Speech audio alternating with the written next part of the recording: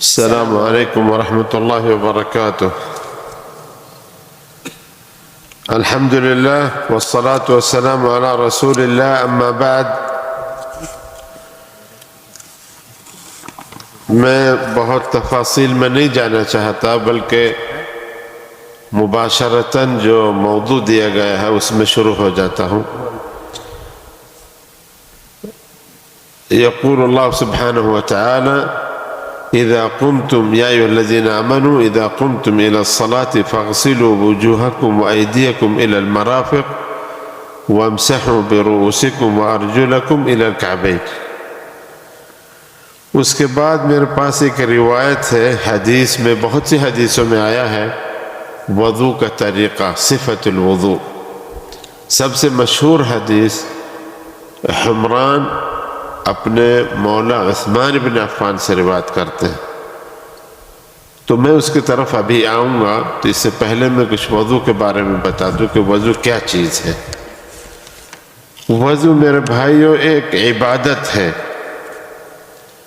لا تصح الصلاة الا به، یعنی نماز صحیح نہیں ہو سکتی اللہ کے وضو کے ذریعے. تو وضو جب ایک اتنی اہم عبادت ہو گئی کہ اس کے اوپر دار و مدار ہے اس عبادت کا کہ جو سب سے پہلی اس کے بارے میں پوچھا جائے گا، وہ ہے نماز. اول ما یسأل العبد عن الصلاة. تو اس کا مطلب یہ ہے کہ وضو ایک بہت اہم عبادت ہے اور اس کے بارے میں جاننا ہر انسان کا واجب ہے. اولا تو وہ ایک الگ ایک عبادت ہے، وہ نماز کے لیے بھی ہو سکتی ہے، وہ کسی اور کام کے لیے بھی ہو سکتی ہے. یعنی کوئی آپ قرآن پڑھیں جب بھی وضو کر سکتے ہیں، اور نہ بھی پڑھیں قرآن، اذکار پڑھیں جب بھی ہو سکتی ہے. وضو کا لغوی معنی ہے وضو الاضاءہ.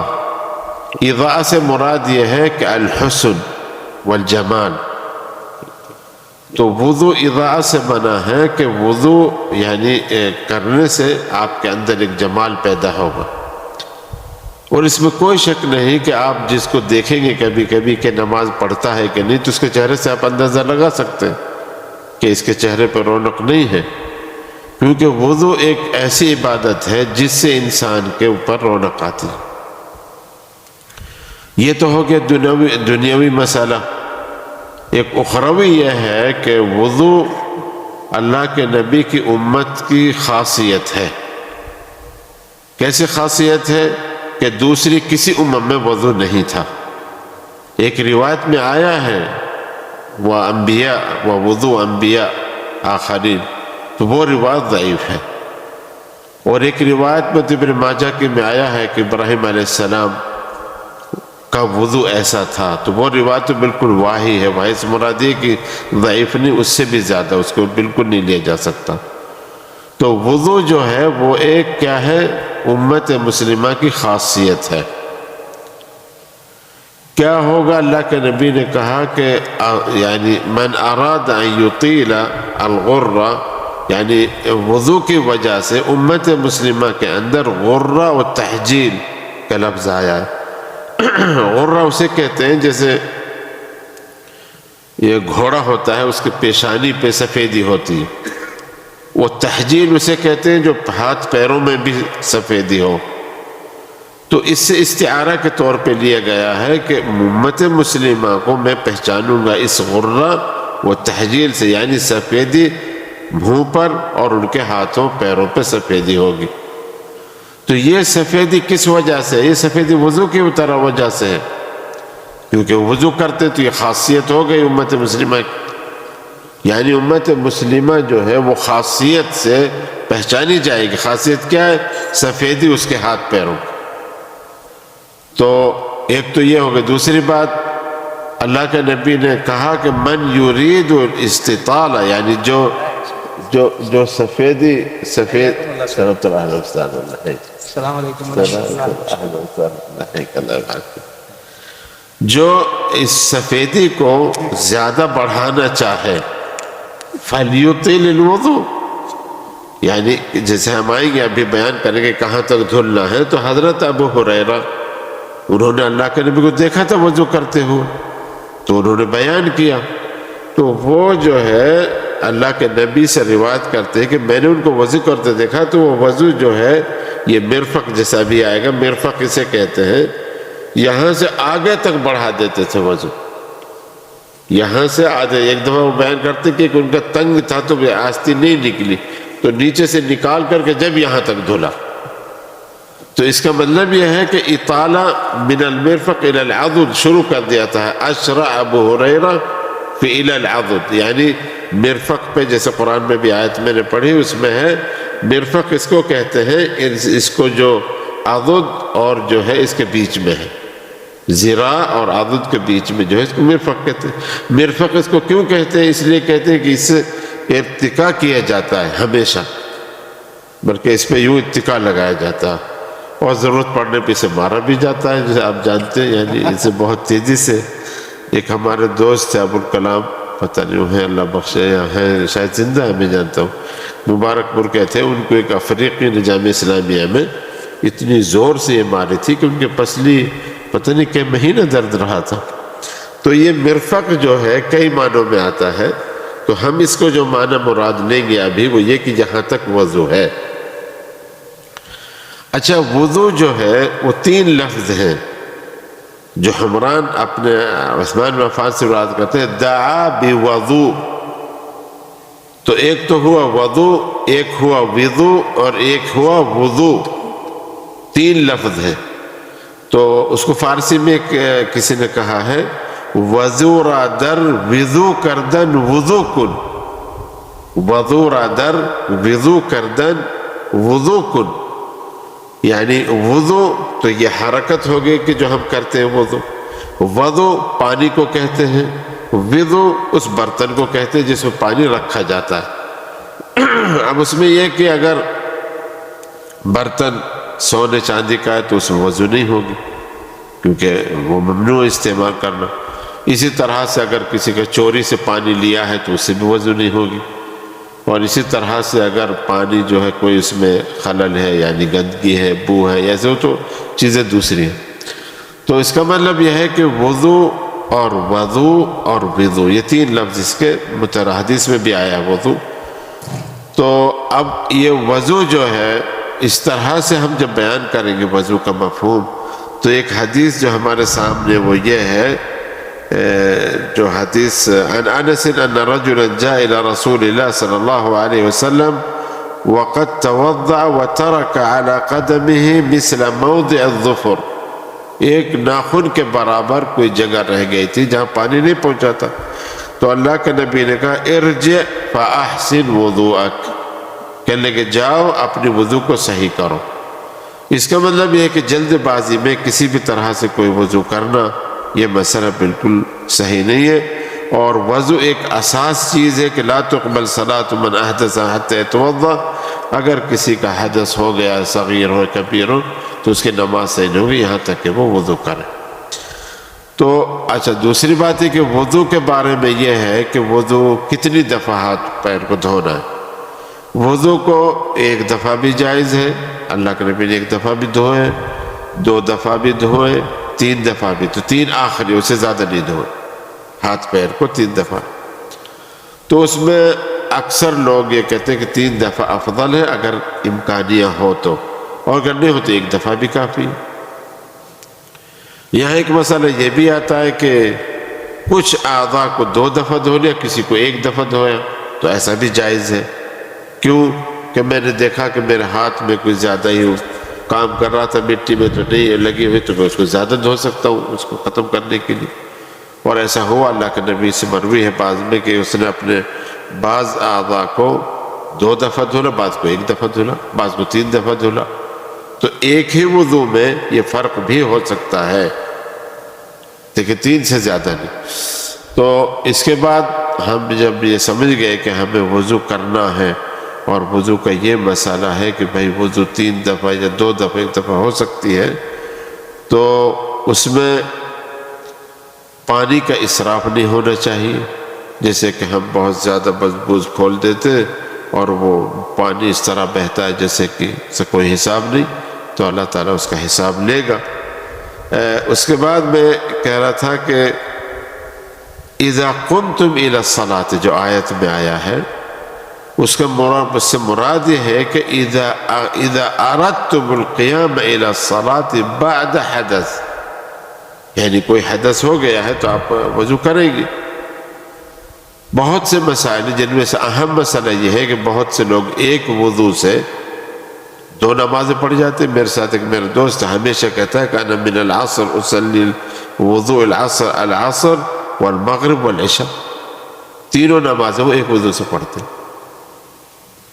تو آپ نماز ایک وضو سے پڑھ سکتے ہیں، ایک پڑھ سکتے ہیں، دو پڑھ سکتے ہیں، لیکن اس میں یہ ہے کہ مثال کے طور پر میں نے وضو کیا عصر کے لیے، لیکن میں نے ابھی نہیں عصر پڑھی ہے، تو میں کیا وضو کی تجدید کروں گا؟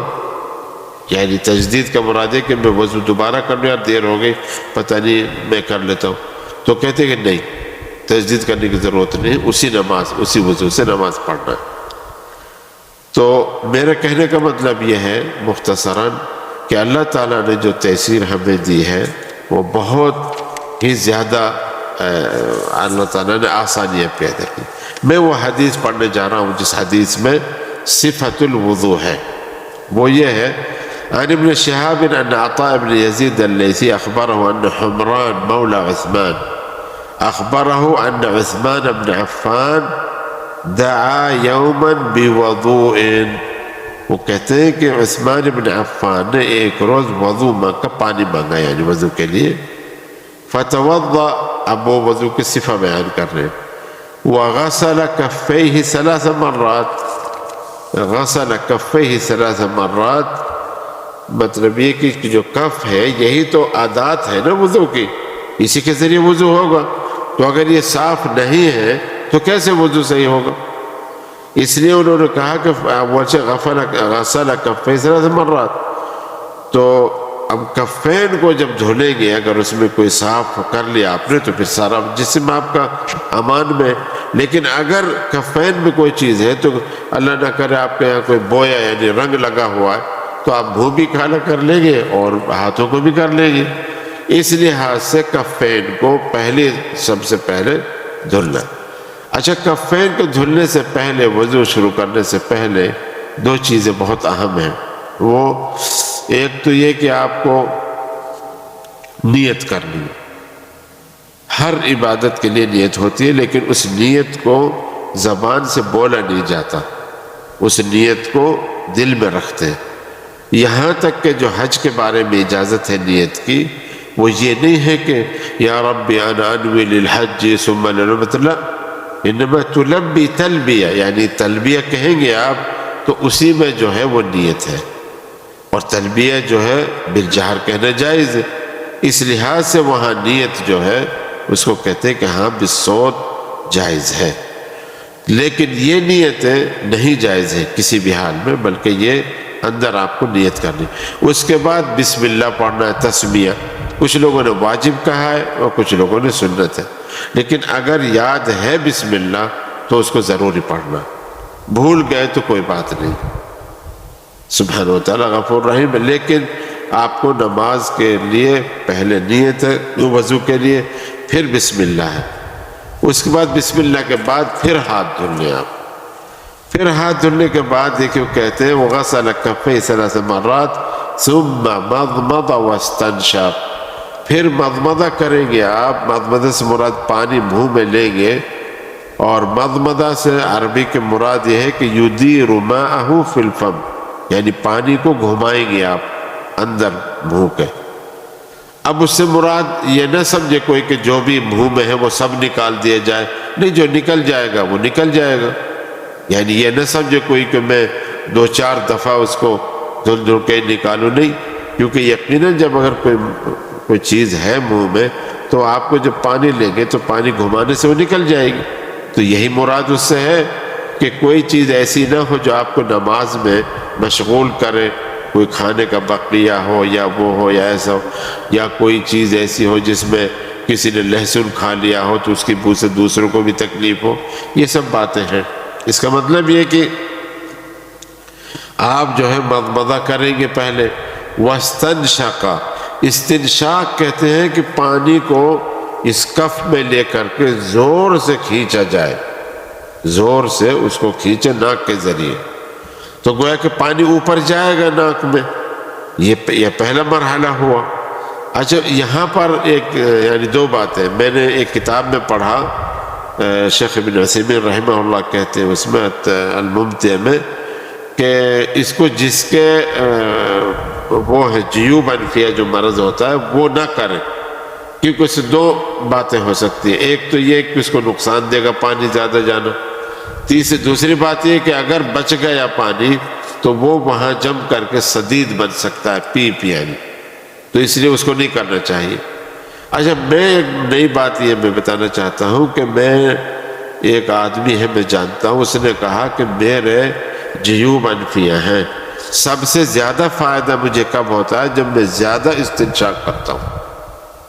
تو اب یہ تعارض ہے کہ وہ تو کہتا ہے میں مجرب ہوں اس کا کہ استنشاق جو ہے وہ مفید ہے جیوب انفیہ کے لیے، اور میں نے شیخ کی اس کتاب میں پڑھا، انہوں نے کہا کہ نہیں کرنا چاہیے کیونکہ اس سے ان کو یہ نقصان ہو سکتا ہے۔ تو ہمیں کہتے ہیں ہو سکتا ہے کسی کو ہوتا ہو کسی کو نہ ہوتا ہو، اس لیے ہر چیز میں اعتدال رکھنا چاہیے، اگر کسی کو ڈر ہے تو وہ نہ کرے۔ جی تو مضمضہ واستنشق، تو استنشاق جب کر لیا، اب اس کا طبیعی نتیجہ کیا ہے؟ اس کا طبیعی نتیجہ یہ ہے کہ استنثار کرے گا وہ، یعنی جو پانی آپ نے کھینچا ہے اس کو تو نکالنا ضروری ہے، اگر نکالیں گے اس کو استنثار کہتے ہیں، استنشاق پانی کھینچنا، استنثار اس پانی کو نکالنا، تو پانی کے ساتھ جو بھی کچھ بلغم میں کوئی بھی چیز ہوگی تو وہ نکل جائے گا۔ اس طرح سے ایک انسان کو 5 وقت صفائی کا موقع ملتا ہے، یہ مسئلہ۔ جی تو ثم غسل وجهه 3 مرات، تو پھر انہوں نے اپنے چہرے کو 3 دفعہ دھلا۔ چہرہ کہاں ہوتا ہے؟ ان بالوں سے لے کے ان بالوں تک، اور سر کے بالوں سے لے کر کے داڑھی کے بالوں تک، یہ چہرہ اس کی تعریف ہے۔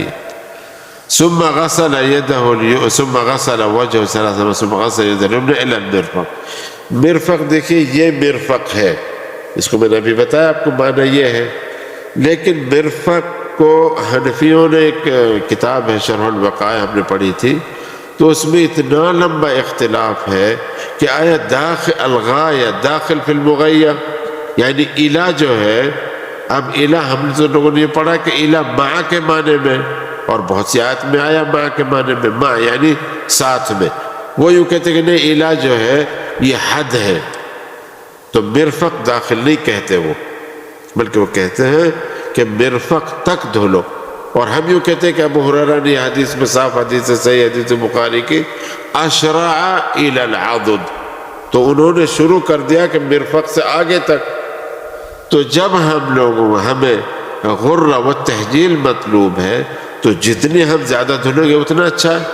ثانیاً الہ جو ہے مع کے معنی میں، یعنی مرفق کے ساتھ، اور میں نے مرفق کا آپ کو بتایا ابھی، تو الہ اسے کہتے ہیں ثم غسل يده اليمنى الى المرفق 3 مرات ثم غسل يده اليسرى مثل ذلك، تو اس کو بھی ایسے ہی دھلا مرفق تک، یعنی مرفق جو یہ ہے کوہنی، یہ داخل ہے غسیل میں دھونے۔ جی ثم مسح برأسه، اب مسح الراس ایک مغیرہ بن شعبہ کی روایت ہے کہ انہوں نے اپنے امامہ پر مسح کیا تھا اور اپنی ناصیہ پر، تو حنفی نے کہا کہ نہیں اگر ناصیہ پہ مسح ہو جائے گا تو کافی ہے، نہیں ہم تو کہتے ہیں جو حدیث سے دلیل پکڑ رہے ہیں اس میں کیا ہے، اس میں مغیرہ بن شعبہ نے مسح اپنے امامہ پہ کیا تھا، تو امامہ کرنے کے بعد تو ناصیہ پہ تو کوئی بات نہیں ہے پھر تو، کیونکہ انہوں نے تو پورے اس پر سر پہ کیا ہے، تو صرف ناصیہ پہ صحیح نہیں ہوگی وضو اگر کسی نے ایسا کیا تو۔ اس لیے ضروری ہے کہ یہاں سے آپ یوں لے جائیں گے پھر یہاں سے لائیں گے تو پورے سر کے اوپر آپ کو مسح کرنا۔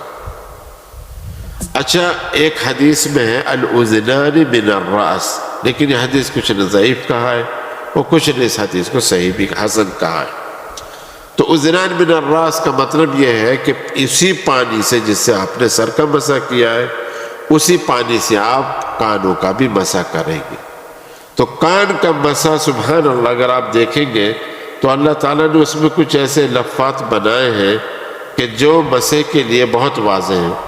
یعنی جیسے ہم نے مسح کر کے یوں لائے، یوں لانے کے بعد ہم یہاں آئے، ہماری انگلی یہاں سے شروع ہوئی، یوں چلی، یہاں لانے کے بعد یوں ایسے لائیں۔ تو سبحان اللہ جو مکان یہاں غبار جمع ہونے کے امکانیات اس میں ہے وہ سارے آپ ہر وضو 5 دفعہ وضو کریں گے وہ صاف ہو جائے گا۔ تو اتنا بہترین سبحان اللہ اللہ تعالیٰ نے وضو کا وہ بنایا ہے کہ اسے کوئی چیز آپ کہنے نہیں۔ ثم مسح براسه ثم غسل رجله اليمنى الى الكعبين۔ اب جب آپ نے منہ دھل لیا، ہاتھ دھل لیے، اب پیر پہ آگے تو سب پہلے یمین سے شروع کریں گے چونکہ اللہ تعالیٰ نے یمین سے شروع کیا۔ پھر ایک حدیث میں آیا الرسول صلی اللہ علیہ وسلم کان یحب التیامن فی کل شیء فی تنعلہ فی ترجلہ بھی۔ تو اب جب یمین سے شروع کریں گے تو اس کا طریقہ یہ ہے کہ جیسے پیر آپ نے یوں دیا تو پہلے یہاں پانی ڈالیں گے، اس پانی کے ذریعے یہاں سے یہ جو منابت ہیں اصابع کے بیچ کے حصے ان کو بھی آپ کو دھلنا پڑے گا یمین سے، تو ان کے ذریعے سے پانی آپ کے پیر کے آخر تک چلا جائے گا۔ اچھا کعبین کسے کہتے ہیں؟ اس میں بھی تھوڑا سا اختلاف مختصر بتا دوں۔ کعبین جو پنڈلی کے اخیر میں اور پیر شروع ہونے سے پہلے 2 ہڈیاں ہیں، یعنی پنڈلی کے اخیر میں ایک ادھر ہڈی ایک ادھر ہڈی، تو ان کو کہتے ہیں العظمان نابتان، یعنی جو ہڈیاں ابھری ہوئی ہیں۔ تو یہ مراد ہے کعبین سے نا، اور ضرور یہ کعبین میں بھی یہی مرفقین والا مسئلہ ہے، کعبین داخل ہے وضو میں، یعنی دھلنا پڑے گا کعبین سے اوپر تک۔ اچھا بعض لوگوں نے یہ کہا کہ نہیں کعبین یہ نہیں ہے، یہ تو وہ ہڈیاں ہیں جو آپ دیکھیں گے یہ پیر ہے آپ کا تو یہاں پہ بھی ایک ہڈی ہے، وہ کہتے ہیں کہ نہیں یہ ہڈی مراد ہے، بلکہ یہ بالکل عربی کے خلاف ہے، عربی کے معنی میں کعبین کے یہ ہوتا ہے۔ تو جب آپ اس کو دھلیں گے تو یہ مراد نہیں ہے ہڈی، بلکہ یہ مراد ہے ہڈی جو کہ پنڈلی کے اخیر میں آتی ہے۔ اس لحاظ سے یہ کہیے کہ ثم غسل رجلہ الیسریٰ مثل ذلک، جیسے پہلے یمین کو دھلا اس طرح سے۔ ثم قال رأیت رسول اللہ، انہوں نے کہا کہ میں نے اللہ کے نبی کو دیکھا اسی طرح سے وضو کرتے ہوئے جیسے میں نے بتایا۔ وہ کہہ رہے پھر اللہ کے نبی نے کہا کہ من توضأ مثل وضوء ھذا، جس نے میری ایسی وضو کر کے اس طرح سے وضو کر کے ثم قام ورکع رکعتین، انہوں نے پھر 2 رکعتیں پڑھی، لا يحدث فیہما نفسا، اس میں وہ اپنے نفس سے بات یعنی اپنے آپ کو مشغول نہیں کیا ذہنی طور سے، وہ نماز میں رہا، یعنی خشوع اور خضوع کے ساتھ نماز پڑھی، غفر اللہ ما تقدم من ذنب، اللہ تعالیٰ ان کے جو بھی گناہ گزرے ہیں وہ سب کو بخش دے۔ تو اب شرط یہاں یہ آ گئی دو ان کی کہ ایک تو ایسا وضو ہو اس نماز کے لیے جس میں آپ کی بخشش ہو سکتی ہے، اور دوسری نیت یہ ہے کہ انسان کو خشوع اور خضوع ہونا چاہیے، اگر ایسا نہیں ہوا تو جو ہے وہ نہیں ہو، تو یہ جو ہے بخشش یا یہ حدیث کے مترادف آپ نہیں ہوں گے۔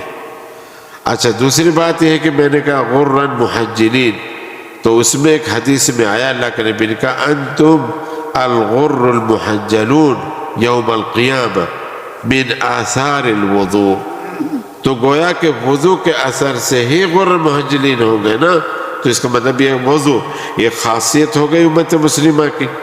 ثانی خاصیت کیا ہو گئی کہ ساری امت مسلمہ دوسری امم سے متمیز رہے گی چونکہ اس کے چہرے اور ہاتھ پیر میں سفیدی سے چمک رہے ہوں۔ الغرہ جیسے میں نے کہا تھا بیاض میں فی جبہۃ الفرس، وہ تو اسی استعارہ کے طور پہ لیا گیا ہے،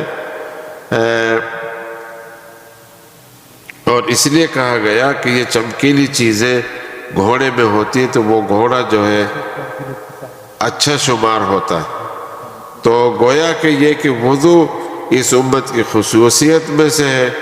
اور یہ بھی کہا گیا حدیث میں من استطاع ان یطیل غرته فلیفعل، یعنی من یطیل الغرة والتحجیل، جو اس کو زیادہ بڑھانا چاہیں تو وہ اس کام کو کر سکتے ہیں.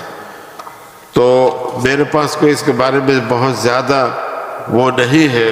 اگر کسی کو کوئی سوال پوچھنا ہو یا کسی بھی وضو کے بارے میں کوئی بھی جانب ہو تو میں اس کی شرح کر سکتا ہوں، یا کوئی چاہے تو میں بتا بھی سکتا ہوں کہ وضو جو ہے کیسے کرنا ہے. یعنی دائیں ہاتھ سے پانی لے کے بائیں پہ ڈالنا ہے، دونوں ہاتھوں کو پانی میں نہیں ڈالنا چاہیے، کیونکہ اگر یہ آلات یہ دین جو ہے یہی آلہ ہے وضو کے، اگر یہ صاف نہیں ہے تو پھر سارے جسم کو، اس لیے ان کو پہلے صاف کیا جائے اور ان کو پانی میں نہیں ڈالنا چاہیے. اور دوسری بات یہ ہے کہ 3 دفعہ نوم، یعنی اگر کوئی نیند سے جگہ تب دھلنا ہے، ویسے 1 دفعہ کافی ہوتا ہے، کیونکہ جو نیند سے نہیں اٹھے، خاص کر رات کی نیند، پتہ نہیں ہاتھ کہاں پہ گئے ہیں، یہ اس طرح سے، کیونکہ پہلے پانی تو کم ہوتا تھا تو کبھی کوئی استعمال کرتے تھے، استجمار کیا کرتے تھے، تو اس کی وجہ سے کوئی غلط جگہ پہ ہاتھ چلا گیا تو کچھ ہو سکتا ہے کہ اس میں وہ آ جائے. تو اس لحاظ سے اس کا حکم آیا کہ 3 دفعہ دھلنا چاہیے رات کی نیند سے اٹھنے کو. اگر نیند دن کی ہے تو کوئی ضروری نہیں. میں چاہ رہا تھا کہ اگر کوئی سوال ہو تو اسے آگے بڑھایا جائے بات کو. عملی طور پر دکھانا ہے. عملی طور پر کہاں دیکھوں؟ یہیں پر. اچھا عملی طور پر اگر کسی کے سوال ہو تو ہاں، تو آپ کسی کو سوال ہو تو بتائیے، ورنہ میں عملی طور سے وضو کو بتاتا ہوں کہ کیسے وضو کرنا چاہیے. جی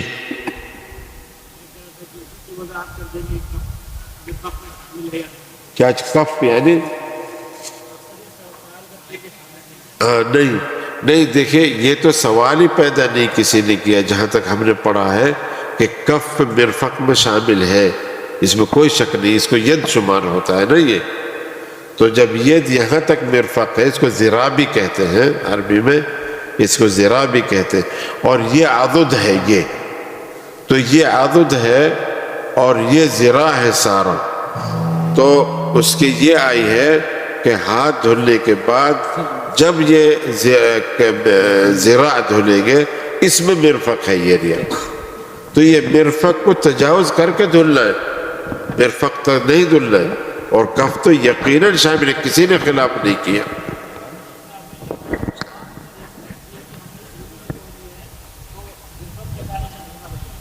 یعنی وہ اس پر دھیان نہیں دیتے دھو یا نہیں. اس کا تو ابھی میں نے حدیث پڑھ کے سنایا کہ انہوں نے ہاتھ کو دھولا مرفق الی المرافق الی المرفق. تو ان کا اشکال غلط ہے اور ان کو یہ شبہ دور کر لینا چاہیے کہ کف جو ہے، اس کو کف کہتے ہیں، یہ تو شامل ہے ید میں.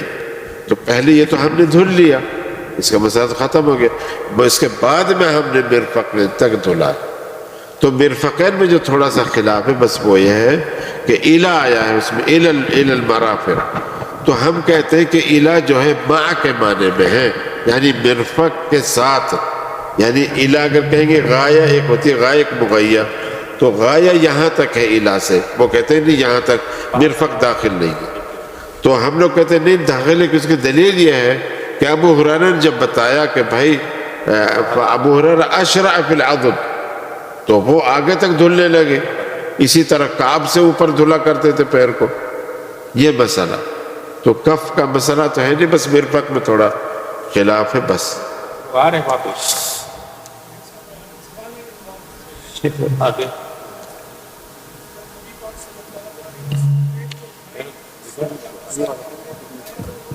دونوں یوز کرتے ہیں. یہ مائک دے رہے ہیں. جی ہاں جی جزاک اللہ خیر.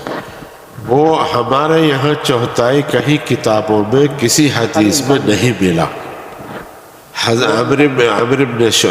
مغیرہ ابن شعبہ کی روایت ہے کہ انہوں نے اپنے امامے پر مسح کیا اور اپنی ناسیہ پر بھی کیا. تو یہ انہوں نے یہ تو چھوڑ دیا امامہ اور وہ ناسیہ لے لیا.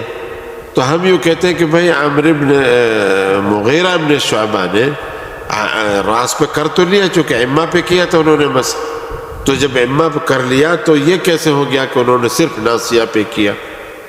ناسیہ پہ تو نہیں کیا انہوں نے، سر پہ بھی کیا، ناسیہ پہ بھی کیا. یہ مسئلہ، کیونکہ ناسیہ کھلی ہوئی تھی ایما سے، اس لیے ان کو کہنا پڑا راوی کو کہ ناسیہ پر بھی کیا، کیونکہ اگر یوں کہتے تو یہ کہتے صرف ایما پہ کیا، ناسیہ پہ نہیں کیا. تو ہم صرف ناسیہ کو کیوں لے لیتے ہیں اور ایما راس کو جو جس کے اوپر ایما ہے اسے چھوڑ دیتے؟ میں تو نہیں جانتا، کوئی دلیل اگر ہو تو اللہ بہتر جانتا. کوئی بات نہیں. اللہ تعالیٰ جزائے خیر دے فضیلت شیخ کو. طہارت کے متعلق آپ بہت تفصیلی گفتگو، مدلل گفتگو سن رہے تھے. اب عملی طور پر آپ کے سامنے شیخ صاحب پیش کریں گے، وضو کریں گے اور تیمم بھی کریں گے. تو ہمارے خیال سے تیمم پہلے کر لیں تاکہ آستین وغیرہ سمیٹیں جب تو سمٹی ہی رہے. تو تیمم پہلے کر لینا بہتر ہے. تو تیمم کا طریقہ پہلے آپ دیکھیں. خواتین آگاہ رہیں کہ تیمم میں کیا کیا ہے. عام طور پر دیکھا جاتا ہے کہ تیمم کرتے وقت مرد اور عورتیں ہاتھ اور کلی کرنا، ناک میں پانی ڈالنا، چہرہ دھلنا، پورے ہاتھ کو دھلنا اور مسح وغیرہ وغیرہ. سارے لوگ نہیں، کچھ لوگ ایسا کرتے ہیں. لیکن دیکھیے تیمم کا طریقہ کیا ہے نبی کریم صلی اللہ علیہ وسلم کی حدیث کی روشنی میں تطبیقی طور پر. شیخ صاحب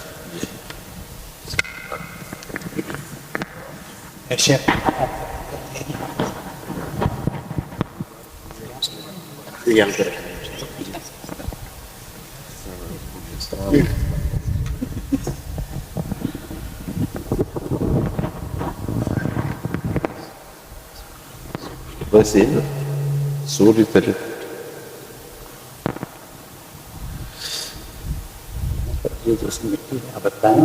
ہاں جی جی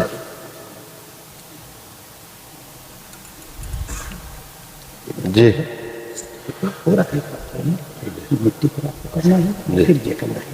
وضو بتاؤ نا پہلے. جی اچھا اچھا. وہ تیمم کا طریقہ بعض لوگوں نے، تیمم کا طریقہ بہت ہی مختصر ہے. جی تیمم کا طریقہ دیکھیے، ایک تو پتھر پہ نہیں ہوتا تیمم، اور ایک رمل پہ نہیں ہوتا. رمل جانتے ہیں نا جو جس کے بالو یا بجری کی شکل کہتے ہیں. اور اس طرح سے اگر کسی پتھر پہ غبار ہے تو ہو جائے گا، لیکن اس میں کوئی ایسی جگہ پہ نہیں لینا جہاں شیشے پسے ہوئے ہوں، کیونکہ آپ کو نقصان بھی دے سکتا ہے. کیونکہ تیمم تو اللہ تعالیٰ نے خود، تیمم کب ہوا؟ تیمم حضرت عائشہ رضی اللہ عنہ کا جب ہار کھو گیا تھا تو اس کو ڈھونڈنے لگے تو وہاں پہ پانی نہ، نماز جانے کا ڈر ہوا، تب یہ تیمم کا ذکر آیا فامسحوا برؤوسکم. تو جب یہ تیمم کا ذکر اللہ تعالیٰ نے نازل کر دیا، تیمم کا جواز آ گیا، تو تیمم آپ کو چھوٹی جنابت، بڑی جنابت سب سے ہو سکتا ہے. یعنی کہ کچھ صحابہ کرام گئے کہیں تو کوئی جنبی ہو گیا تو بہت زیادہ سردی تھی، تو اگر وہ انہوں نے، ان لوگوں نے کہا بھائی میں کیا کروں؟ انہوں نے کہا کہ نہیں تمہیں ضروری نہانا پڑے گا. تو وہ نہایا تو سردی سے مر گیا ہو. تو اللہ کے نبی کا قتلتموہ قاتلکم اللہ، تم لوگوں نے مار دیا ان کو. اور یہ اس طرح، تو اگر سردی زیادہ ہے تو بھی آدمی تیمم کر سکتا ہے. یعنی یہ نہیں کہ تھوڑی سردی ہے، نہیں، زیادہ سردی ہے، یا کسی کے پاس کوئی عذر ہے، یعنی میں اگر پانی ہاتھ لگاؤں گا تو میرے جسم میں نقصان ہو سکتا ہے، تو اس کے لیے بھی تیمم جائز ہے. اگر جنابت ہے تو اس سے بھی تیمم جائز ہے آپ کو، اگر پانی نہیں ہے تو.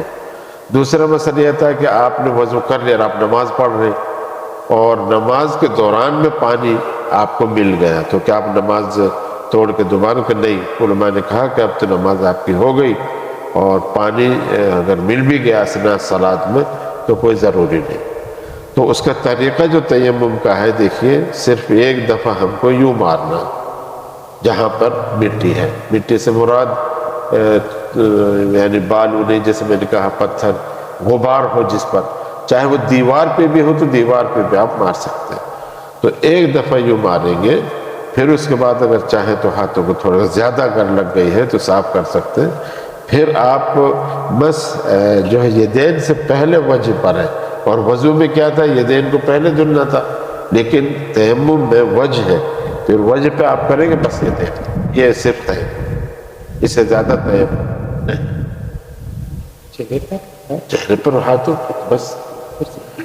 دیکھیے ہم نے یوں کر دیا، لے لیا غبار، اس کے بعد اگر چاہیں آپ کو ڈر ہے کہ کوئی اس میں چیز ہے، پھونک بھی مار سکتے ہیں یا ہاتھ میں یوں بھی کر سکتے ہیں.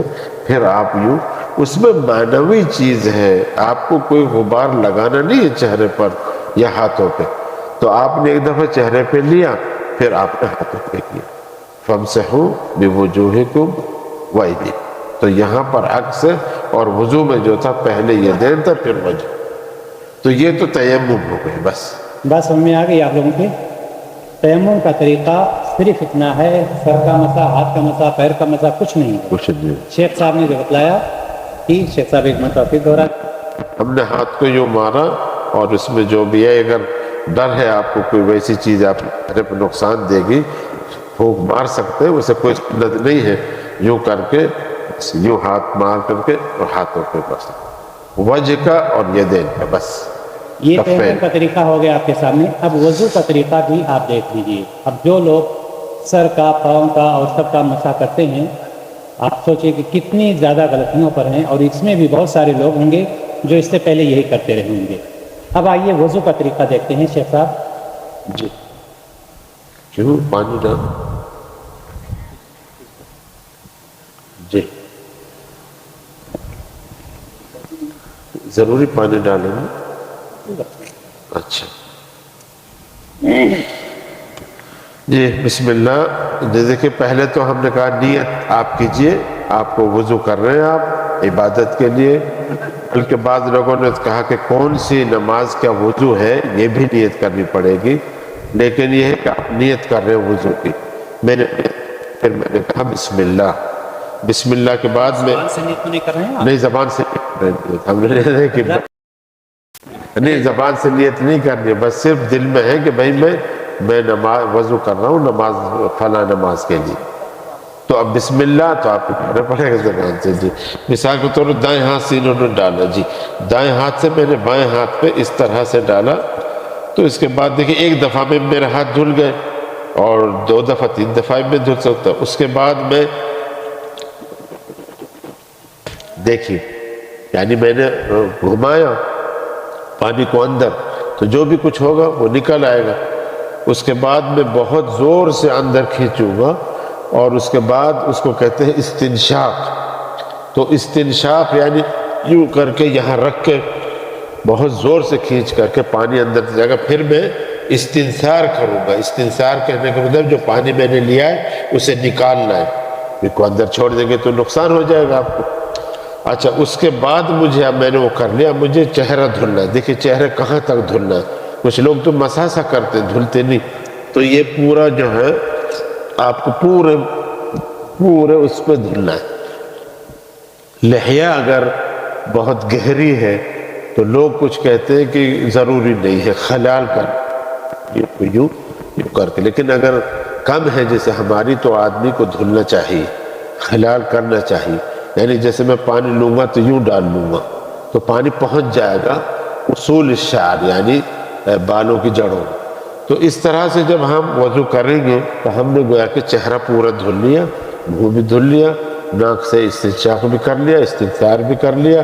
اور کچھ لوگوں نے ان کو سنت کہا، کچھ لوگوں نے واجب کہا ہے. لیکن ہاں غسل جنابہ میں یہ واجب ہے. اگر یہ نہیں کیا تو غسل صحیح نہیں ہوگا، دوبارہ اس کو نہانا پڑے گا، یاد رکھے گا. ہاں تو اب ہم نے جب منہ دھل لیا تو ہم دوبارہ دیکھیے ہم اب ہاتھ دھلیں گے. دیکھیے اب ہاں ہاتھ کہاں تک دھل رہے، کیسے پانی لے گئے ہم یہاں تک. اور اگر ہمارا پانی زیادہ آگے جاتا ہے تو اور بہتر ہے. یعنی جتنی ہم وَمَنْ أَرَادَ أَن يُطِيلَ غُرَّتَهُ وَتَحْجِيلَ فَلْيَفْعَلْ. اللہ کے نبی نے کہا کہ جو زیادہ بڑھانا چاہے وہ کرے. تو حضرت ابو ہریرہ نے اس سے بڑھ کر کے یہاں تک کیا اور اوپر تک آذو تک کر لیا. بلکہ ایک حدیث میں کہ اللہ کے نبی کے تنگ کم تھی تو انہوں نے بیچ میں سے نکال کے جب دھلا تاکہ زیادہ دھلے، ایک حدیث میں. تو اب جب ہم نے یہ دائیں دھل لیا، اسی طرح سے ہم بائیں بھی دھلیں گے، اور جو یہ مرفق کوہنی کہتے ہیں، اس سے آگ یہ پوری شامل ہے دھلنے میں. یہ نہ کریں کہ یہاں تک چھوڑ کے، جیسے کہ الا اور ماں کے ہم نے بات بتائی. یہ اب اس کے بعد دیکھیں اہم مسئلہ یہ ہے کہ اب میں نے مسح کے لیے یہ لے لیا. مسح دیکھیں میں یوں کروں گا دونوں ہاتھوں سے، پھر یوں واپس لاؤں گا. اب دیکھیں یوں میں نے انگلی، غور سے دیکھیے گا، انگلی کو میں نے یوں کیا اور یوں کر کے یہاں سے یوں گھما کے یوں لاؤں. تو پھر دوبارہ کرتا ہوں، دیکھیے یعنی میں نے یوں لیا اندر سے یہاں سے، پھر یہ ہٹا دو، ہٹا ہی دو بھائی، کوئی بات نہیں. بالے نہیں بال. اچھا یہ دیکھیے اب نے یوں کیا اس کو، تو دیکھیے یہاں سے یوں گھمائیں گے انگلی کو، یوں ہے نا. اور اب یہاں سے ہم ابہام سے کریں گے، ان کو چھوڑ دیں گے. یہ ہم نے سبابہ سے شروع کیا تھا یہاں سے، اور یوں گھمایا تھا، جو کان خود بخود بنا ہوا اس انداز سے کہ اس پہ گھومے گی آپ کی انگلی. اب یہاں سے یہ ہٹا دیجیے اور اس کے ذریعے سے یوں لے آئیں. تو یہ مسح علی الاذن ہے. میرا خیال ہے کافی ہے، پھر سے کرو. چلیے میں یوں کرتا ہوں ایک دفعہ کہ آپ نے یوں کیا اس با کو، اور اس کے بعد یوں لائے اور یہاں سے یہ ہٹا دیجئے، پھر یہ کر دیجئے، اب یہ یوں لے آئے. الحمدللہ اب آپ کا مسح مکمل. چلیے ٹھیک ہے، ٹھیک ہے لاؤ بھائی راجہ، ٹھیک ہے کوئی بات. دیکھیے یہاں سے شروع کریں گے آپ پیشانی سے اور یوں لے جائیں گے، پھر اس کے بعد دیکھیے پھر یوں لائیں گے، آپ یوں لائیں گے دوبارہ راس، تو پورے سر پہ مسح ہو گیا نا، راس پہ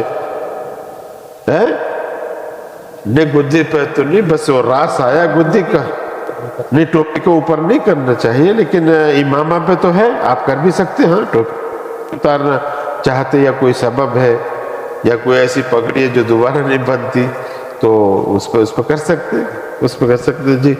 تو یوں کرنے کے بعد پھر یہ الاذنان من الراس، یعنی یہ جو ہے سر کا پانی جو ہے ایک ہی ہوگا دونوں کے لیے. میں نے جیسے پانی لیا تو دونوں کے لیے راس کا مسح اور کان کا ایک ہی پانی، دو الگ نہیں لینا. حدیث ابن ماجہ میں الاذنان من الراس، یعنی یہ کان سر ہی میں سے ہے، لیکن یہ حدیث ضعیف ہے، ان کا مسح الگ سے کرنا پڑے گا. یعنی اگر یہ حدیث لے لیں گے تو آپ کا مطلب یہ ہوا کہ مسح جو سر کا ہوا اسی پہ کان بھی ہو گیا، کام کی ضرورت نہیں ہے، لیکن یہ کہ الگ الگ. اب مسئلہ آتا ہے پیر کا. نکالو نہیں پیر سے پھر بات وہ نہیں آئے گا نا. کعب جو ہے، کعب نہیں آئے گا، کعب بتانا جی. چلیے کوئی بات نہیں. دیکھیے اس میں مثال کے طور پہ ہم پیر کو دھو لیں گے، تو دیکھیں نا ہم یہاں سے شروع کریں گے. نہیں یہاں سے، کیونکہ یہاں سے پانی جب آئے گا تو سیدھا یہاں جائے گا. فطرت ہے، یعنی اس چیز کو اللہ نے ایسے ہی بنائے گا. پیر یوں دھلیں گے تو سیدھا نیچے تک جائے گا. اچھا ہم نے پیر کو یہاں پہ اصابع کے بیچ میں یہاں پہ خلال کرنا ہے. وہ خلل حدیث کا لفظ ہے، وہ خلل بین اصابعک، کیونکہ انگلی کو بیچ میں اگر کوئی چیز ہے تو آپ جب تخلیل کریں گے، جیسے یوں کریں گے تو وہ جو ہے صاف ہو جائے گا. اچھا یہ آپ نے اللہ کے نبی کی اتباع کر لی کہ یہاں پہ خلال کر لیا، پھر آپ دھلیں گے. یہ میں کہہ رہا تھا کہ یہ کعب ہے، یہ کعب سے مراد کیا ہے اور یہ ہے. تو کعب اعظمان نائتہ جو تعریف ہے فقہ کے حدیثوں میں یہ ہے کہ یہ دو ہڈیاں ابھری ہوئی ہیں. اچھا جو حنفی کہتے ہیں نہیں یہ نہیں، یہاں ایک ہڈی ہے، یہ مراد ہے، تو ہم کہتے ہیں کہ نہیں اس کا تو کوئی دخل ہی نہیں آیا، اس کا کیا مطلب آیا. کعب تو عربی زبان میں اسی کو کہتے ہیں، اسی لیے جو تعریف کرتے وہ کہتے ہیں فی نہایت الساق قبل الرجل. یہ پنڈلی آپ کی یہاں ختم ہو گئی نا، تو یہ کعب ہے. تو گویا کہ یہ کعب کے اوپر تک دھلنا ہے. یہاں جیسے مرفق کو ہم نے کہا تھا کہ مرفق کے اوپر تک دھلنا ہے، اسی طرح سے یہ کعب کے اوپر تک دھلنا ہے. یعنی کعب داخل ہے دھلنے میں، سمجھ رہے ہیں نا. تو یہ ایک مسئلہ ہے جس پہ کافی سا خلاف پیدا کرتے ہیں لوگ.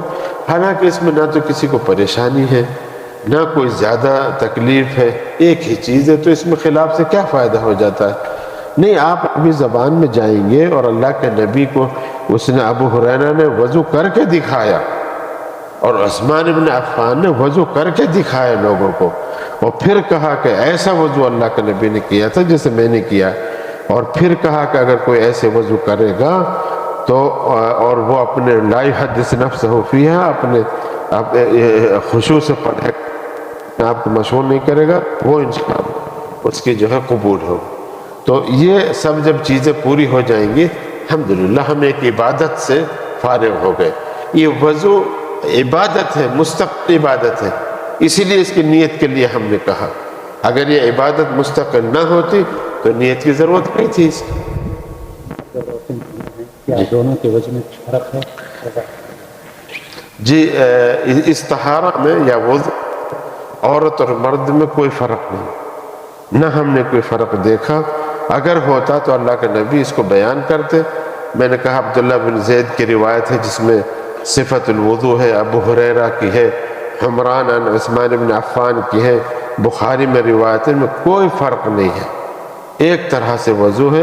اور کسی چیز کا جیسے گدی یا کیا اس کو کرتے ہیں بعض لوگ، اس میں تو کوئی ایسا نہیں ہے، لیکن اگر کوئی آپ کو میل دکھ رہا ہے کوئی ہے تو آپ اسے صاف کر سکتے ہیں، ایسے تو کوئی بات نہیں ہے، لیکن اس کو سنت کے وضو کے سنن میں شمار کریں ایسا نہیں ہے۔ مرد اور عورت کا وضو ایک ہے جیسے میں نے بتایا۔